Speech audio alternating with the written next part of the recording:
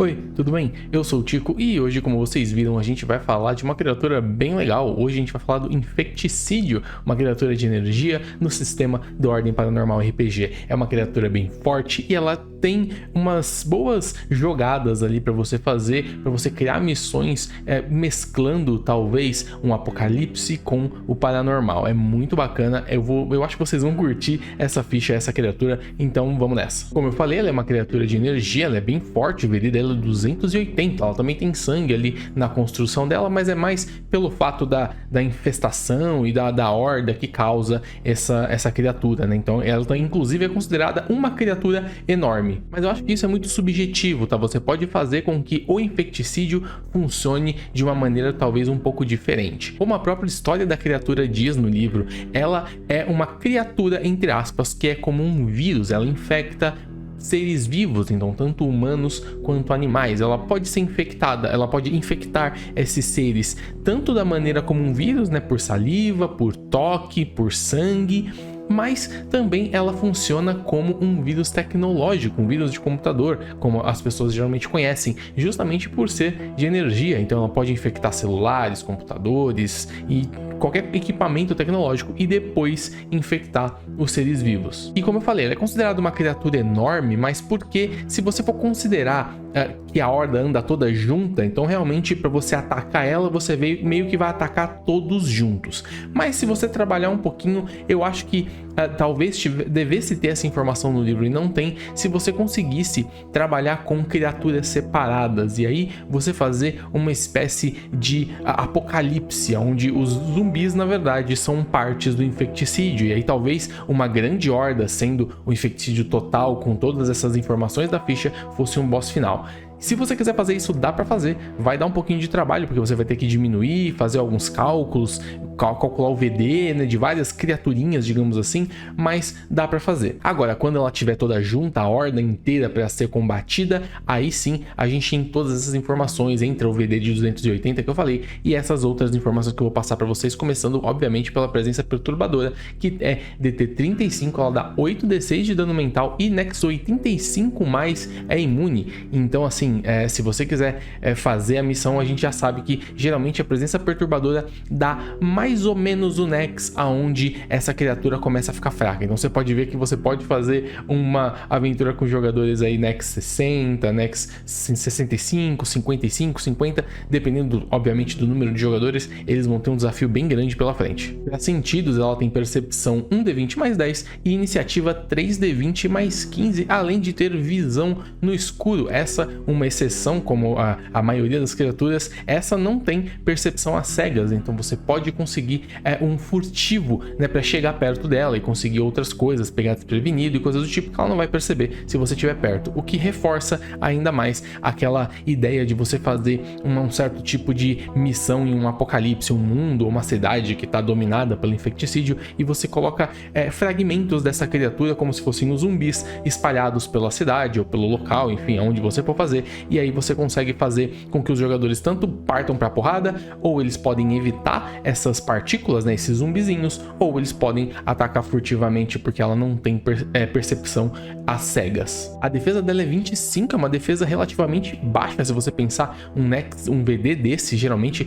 um VD 280, a defesa dos monstros vai lá pra cima, a defesa é 40 e tantos, até mais. E não, 280, apesar do VD estar alto, a defesa é só 25, é bem baixinho. E o foco aqui, pelo jeito, é em testes, por exemplo, de fortitude. Ela roda 5d20 mais 20, então teste de fortitude, teste de resistência para essa criatura não é uma boa pedida. O negócio é chegar metendo a porrada. De reflexos, ela roda 3d20 mais 15 e de vontade ela roda 1d20 só, desculpa, mais 15 também. Então essa é a mais fraca, digamos assim. Vontade ali e percepção, obviamente, são as perícias mais fracas dela. Então talvez seja o foco, se você for jogar contra essa criatura, você focar em condições, rituais e habilidades que causem testes de percepção ou testes de vontade, é onde ela tem mais chance de falhar. Ela também tem 600 pontos de vida, é bastante pontos de vida, então provavelmente pode ser um combate mais longo. Apesar da defesa dela ser mais baixa, ela tem bastante PV. Ela também tem resistência a dano balístico, corte, perfuração e energia, obviamente tudo isso 20. Então, se for um Nex muito baixo, tem que tomar cuidado com essa resistência a dano, porque se você não der pelo menos 21, ela não vai nem tomar nada. E como uma boa criatura de energia, ela tem vulnerabilidade a conhecimento. E uma habilidade que reforça essa parte de ser várias criaturas juntas é justamente a habilidade Horda que ela tem. Elas, como a própria habilidade diz, elas são vários pequenos grupos, é um pequeno grupo de várias criaturas. Então tem homem, tem mulher, tem criança, tem cachorro, tem gato, um monte de coisa juntas. Vocês podem ver até essa imagem que eu acho que eu vou conseguir colocar aí no fundo, várias pessoinhas, várias coisinhas, todo mundo junto que forma a criatura enorme. Isso causa algumas coisas legais. Por exemplo, sempre que você atacar ela com ataques que afetam apenas um ser, ela sempre vai tomar metade do dano. Então, por exemplo, um tiro, se você der 50 em um tiro, mesmo que você acerte, ela só vai tomar 25, porque é como se você estivesse tentando acertar várias coisas ao mesmo tempo. Entretanto,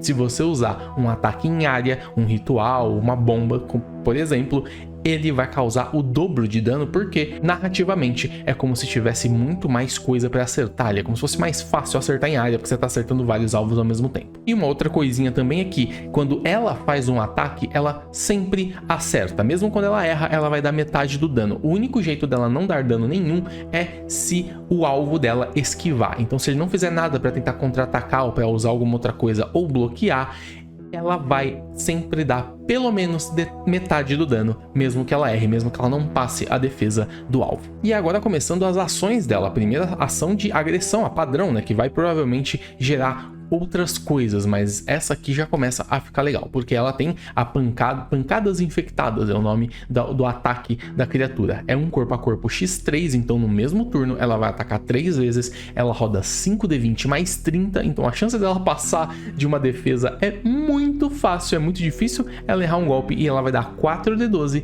mais 20 de energia. Então assim, é um dano paranormal, é um dano muito alto. Você pode concluir aí pelo menos que ela vai dar, assim, o mínimo que ela vai dar é 32. Então, dependendo do HP aí, dependendo dos pontos de vida dos jogadores, o negócio pode ficar feio. E como eu falei, quando ela acerta esse ataque, outras coisas acontecem. Ela tem uma ação livre chamada Infecção. Qualquer ser que tomar um dano dela, pelo menos o primeiro, ele vai ter que fazer um teste de Fortitude DT 30. E o que acontece se o personagem não passar nesse teste? Ele vai ser infectado pelo vírus do infecticídio. E esse vírus, ele é muito forte. Como vocês viram, você tem que passar num teste DT 30. Se você não passar a primeira vez, se você passar a primeira vez, você tá livre até o final da cena. Você não pode ser infectado de novo nessa cena. Mas se você não passar, você tá infectado. E aí, esse vírus, ele começa a agir. Ele tem 3 estágios, na verdade 3 ou mais, né? Mas os 3 são principais. A questão é, o jeito de você conter, de você eliminar o vírus é em temperaturas extremamente baixas. Então, até o próprio teste diz que para você eliminar, para você se curar do vírus, você tem que passar nos testes de fortitude em uma temperatura abaixo de 0. Inclusive, essa é a maneira de você conter o monstro. Você tem que eliminar os corpos, eles não vão se decompor, eles vão ficar ali e eles têm que ser congelados. Se eles não forem congelados, o vírus pode despertar e começar a infectar novamente. No primeiro estágio, os pontos de vida máximo do personagem, na verdade, são reduzidos em 2d10. E se em qualquer estágio ele chegar a 0 de PV, ele morre instantaneamente. Então, nesse caso, é imprescindível não deixar os PVs dele chegar a 0. Se chegar no estágio 2, os pontos são reduzidos mais uma vez. Então, ele recebe mais um decréscimo de 2d10 de ponto de vida máximo. E acima do estágio 3, além de sofrer